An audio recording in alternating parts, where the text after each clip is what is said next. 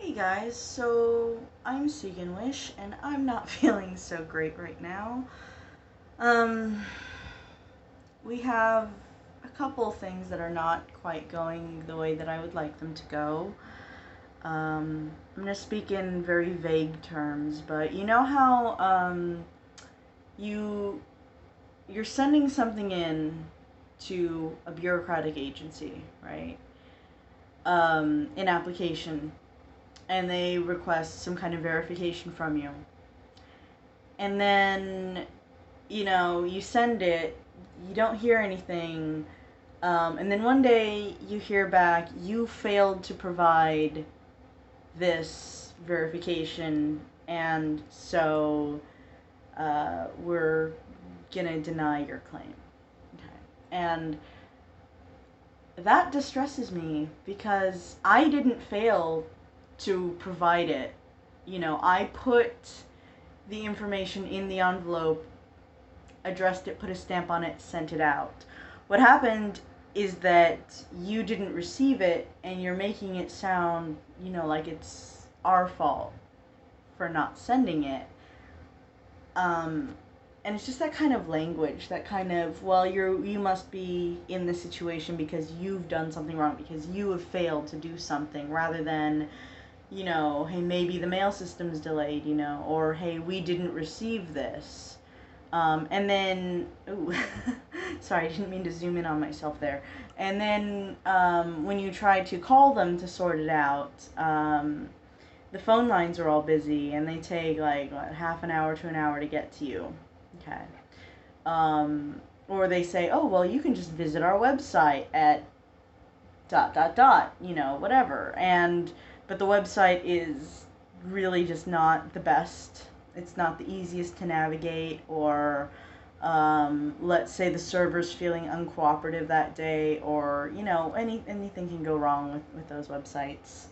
And I personally find them very frustrating to try to navigate. You try to go in person, and all the offices are closed for everyone's safety, even though, like, no, no, I don't buy that.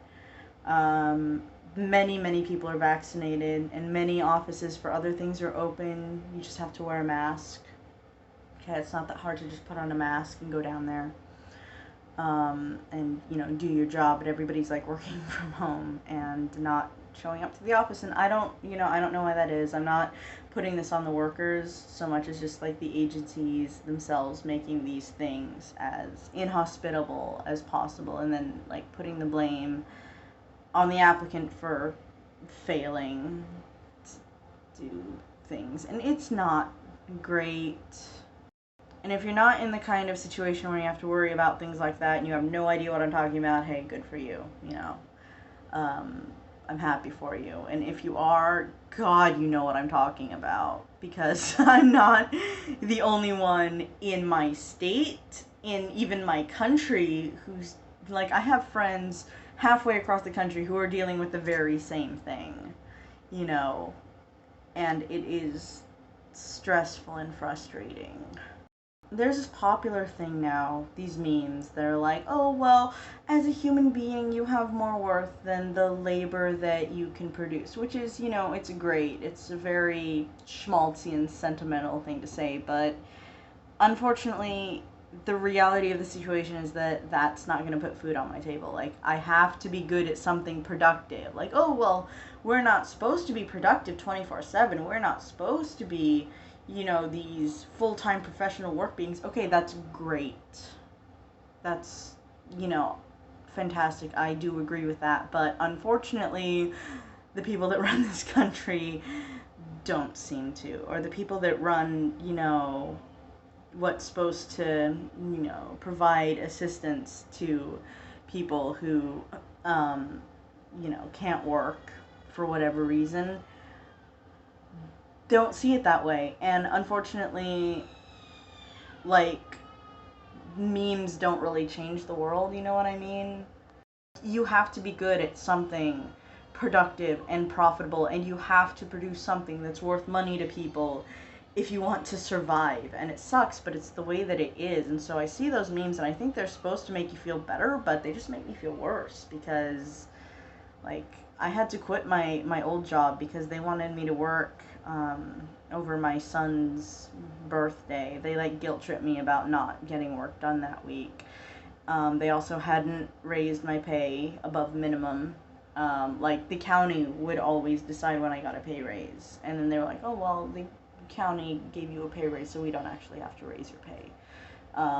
And like if I had just stayed at just doing admin work, that would have been fine, you know. But they added more responsibility without raising my pay to reflect the other things that they had me doing.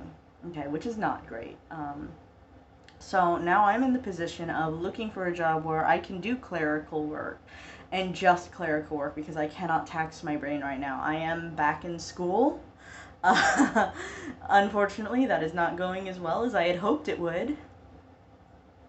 I am not good at a lot of things. I am mediocre at some things. And I was like raised to believe that I was smart, you know, and I actually have developed better study habits than I used to have, but like I was studying for one of my classes, I was studying 12 hours a day and kind of barely understanding what was going on. And then the other classes, it's pretty easy. I could probably handle going back to work part-time while I'm in that other class. But unfortunately for the class that I wasn't doing so well in, it's one of those classes where a C really isn't going to cut it, and even a B isn't really going to cut it. Like you kind of have to get everything right 100% of the time. And it's not like the school culture telling you that, it's the actual application of the class itself. You have to know how to do it, and you have to know what everything means. You cannot be confused about it, and I was so confused about it. I ended up dropping it, but unfortunately it was after the refund period had already passed, so that was not great. But I do still have the textbook, so I can learn it on my own time. It's just learning one chapter a week was not working for me. A lot of things have not really been working for me lately. Like my psychiatrist prescribed me something, but the pharmacy didn't have it. So now I have to meet with my psychiatrist to see if there's like an alternate thing that she can prescribe me, or maybe send it to a different pharmacy that will have it. I don't know. I honestly don't know, and I'm not even sure if I want to take anything, because like on the one hand it'll help me focus, but on the other hand I am just so keyed up and so anxious because of that other situation with the bureaucrats. And you know, it's not all bad things. There are some things that I'm working on that I'm happy about. Like I'm writing a book. um, Hopefully this will actually be a good book and not like the crap that I put out before under a pen name, because like, hey, you know, um, wrote a book, finished it, it's mediocre, nobody's read it. You know, this is like it. I am following that trend of, you know, filing off the serial numbers of fan fiction and stuff, which is great because all of our characters are so out of character, it might as well be original fiction, and the settings and everything, we didn't pay a lot of attention to set design. So, but as a story, it's a wild ride, and I know that there are people who enjoy that kind of thing. So, we are actually going to publish it into a book. It's just, yeah, getting to that point, because we have a lot of story ideas. We just need to put it like the story glue and figure out, okay, where are we going, you know, and you know, along with filing out the serial numbers, changing names and locations. We've also got to make edits to continuity and take out some of the repetitive language. Because you know what'll happen is we'll write together, like we each have our own character that we write.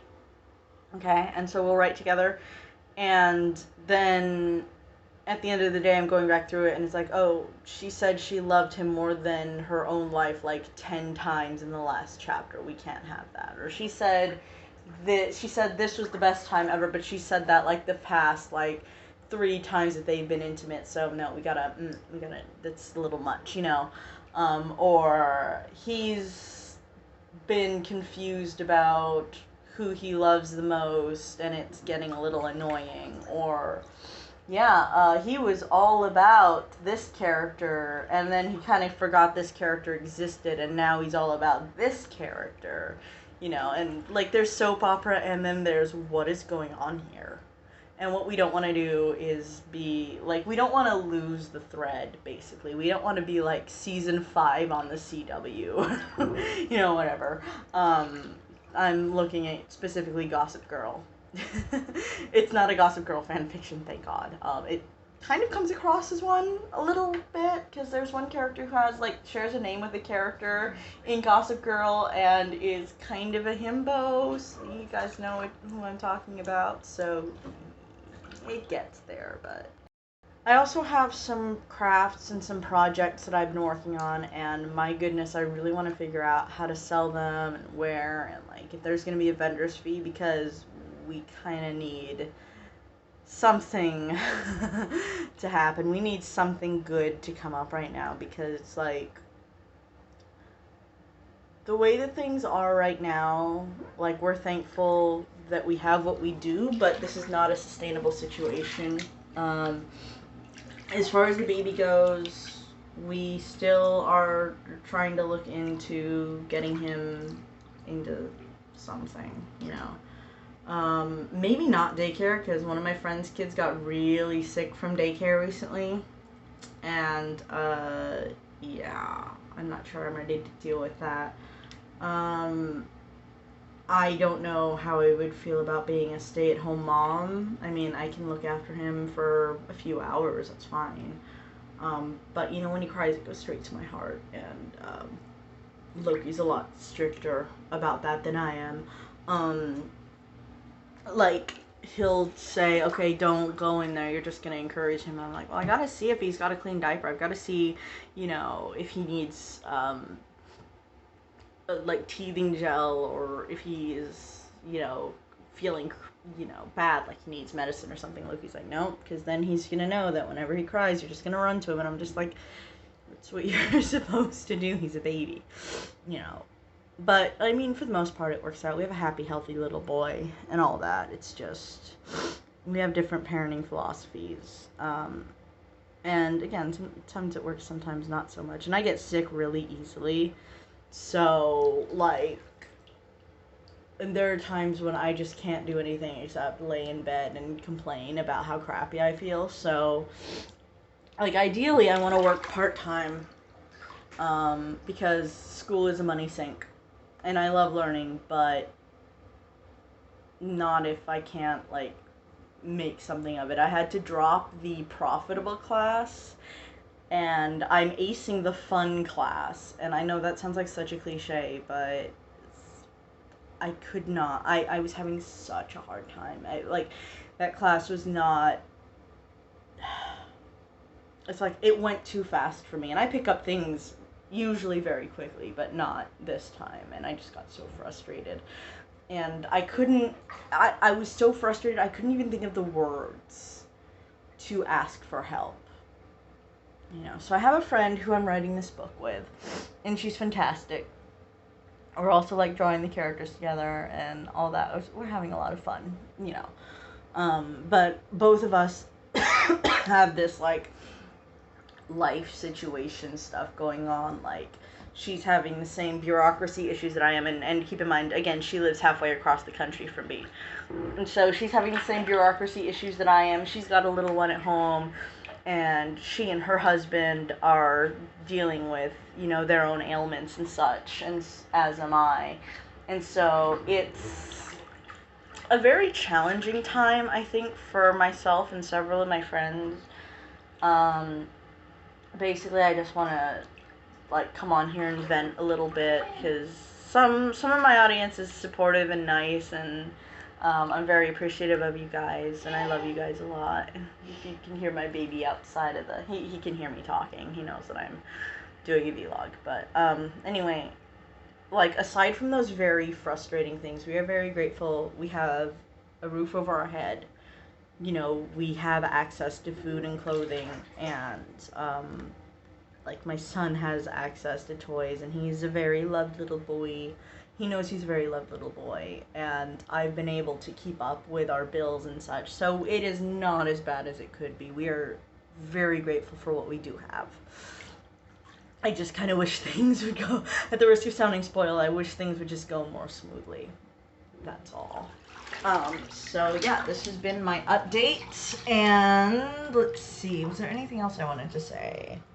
Oh yeah, this is kind of embarrassing. So I changed my name on Facebook to reflect one of the characters that I'm writing / role-playing as kind of like a, I don't want to, like, it's not a dog whistle exactly, but it's like to kind of signify to other role players within that fandom. And it ported my name change to Instagram, so when I respond to any of the actors from that lovely, lovely show that I follow, I have to do it under, like, my band name, meaning, you know, the Instagram page I have set up for my band, because it's too, like, I feel embarrassed that I'm using, like, my real first name with a, you know, character from the show's last name, even if it's from, like, a kind of blink and you miss it on screen. It's all over the wikis. Everybody knows who I'm RPing as, and it's like, sorry guys, I promise I'm not a creep, I'm just a really enthusiastic fan. Yeah. Yep. So, you know, that's a lot of fun, is, like, kind of explaining that to the fandom, who are like, there's even been a few people on one of the fan pages like, oh, hey, you have the same last name as this character, are you related? And I'm just like, no, but I don't use my legal last name on Facebook because my in-laws, or my father-in-law, was kind of a jerk about it when I first, you know, took their names. So I use names of, like, my last name on Facebook, I used to be Kinniston, after the actor Edward Kinniston, Ned Kinniston, because I saw Stage Beauty, and, like, I roleplayed as Marluxia from Kingdom Hearts, and my Marluxia was, like, his somebody in my headcanon was a ballerina, you know, but the process of becoming a nobody had changed more than just, like, eye color, hair color, skin color, like it does with, like, some of the characters in Kingdom Hearts. I'm like, oh yeah, let's have it just change Marluxia's entire, or Lumarai's entire sex, right? Yeah. So I had it set as Marluxia Kinniston, and I thought that was very clever. And so for the longest time on Facebook, my name was Segan Kinniston, which nobody can pronounce.